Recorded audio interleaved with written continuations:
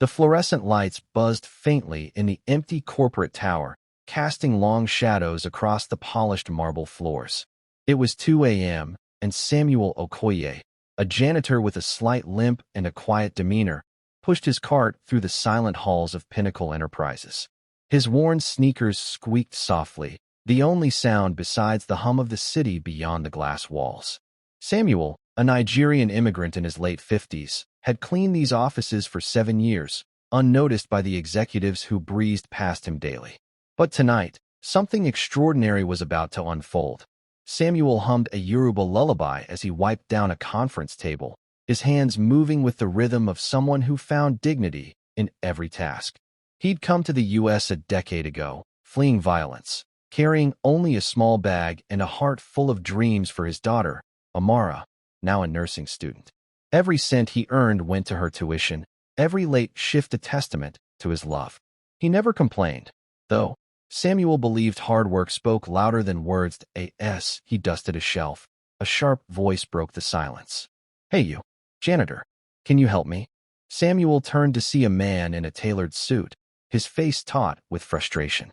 It was Ethan Caldwell, the CEO of Pinnacle, a tech mogul known for his razor-sharp mind and impatience. Ethan stood by a cluttered desk, holding a stack of papers, his laptop glowing with an urgent email in an unfamiliar script. "These documents, they're in.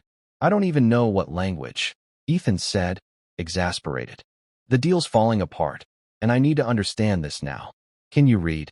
Samuel nodded calmly, setting down his rag. He approached the desk, his eyes scanning the papers. The text was in Mandarin. Without hesitation, he began translating, his voice steady and clear. "This is a contract amendment. It specifies a change in delivery terms for the Shanghai partnership." Ethan's jaw dropped. You speak Chinese?" Samuel gave a small smile. "Yes, sir," and a few others. Over the next hour, Samuel stunned Ethan by seamlessly translating documents in Mandarin, Spanish, Arabic, and Russian, each with the fluency of a native speaker. When Ethan, still reeling, handed him a French email, Samuel read it effortlessly, then switched to German to explain a footnote. By the time they reached a Portuguese memo, Ethan was speechless, staring at the janitor as if he'd discovered a hidden genius. "How?" Ethan finally managed. "How do you know 9 languages?" Samuel paused, his eyes distant. "I grew up in a small village in Nigeria. We spoke Yoruba, but traders came, French, Arabic, Portuguese. I listened, learned. Later, I worked on ships, docks, markets. People teach you when you're kind to them. Languages, they're just bridges to understand each other." Ethan leaned back, his world tilting. He'd built a billion-dollar empire on data and innovation. Yet here was a man who'd mastered 9 languages through sheer human connection. The realization hit like a wave. Samuel, invisible to the corporate world, was extraordinary, but the night wasn't over. Ethan, still processing, asked, "Why are you here, cleaning floors? You could be a translator, a diplomat, anything." Samuel's gaze softened. "My daughter, Amara. She's studying to be a nurse. Every mop I push, every floor I clean, it's for her. She'll save lives one day. That's worth more than any title." Ethan felt a lump in his throat. He thought of his own daughter, estranged after years of prioritizing work over family. Samuel's selflessness was a mirror, reflecting Ethan's own choices. He excused himself, stepping into the hallway, his chest tight. For the first time in years, he felt small, not in stature, but in spirit. The next morning, Ethan called an emergency board meeting.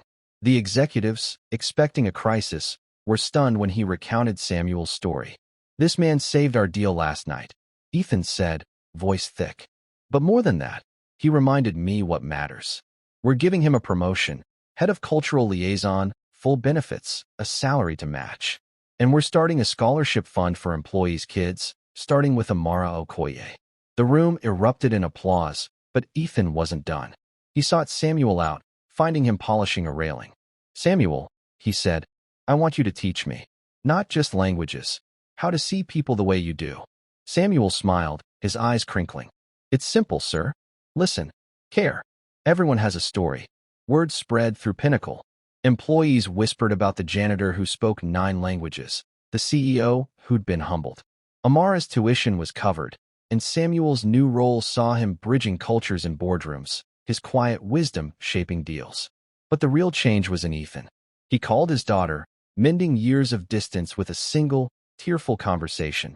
Samuel never stopped cleaning, though. Late at night, he'd pick up a mop, humming his lullaby, a reminder that greatness isn't in titles, but in the lives you touch. His story rippled beyond the tower, inspiring strangers to listen, to connect, to see the extraordinary in the ordinary. And in every heart that heard it, Samuel's bridges, built of kindness and words, stood strong, reminding the world that humanity's power lies in lifting each other up.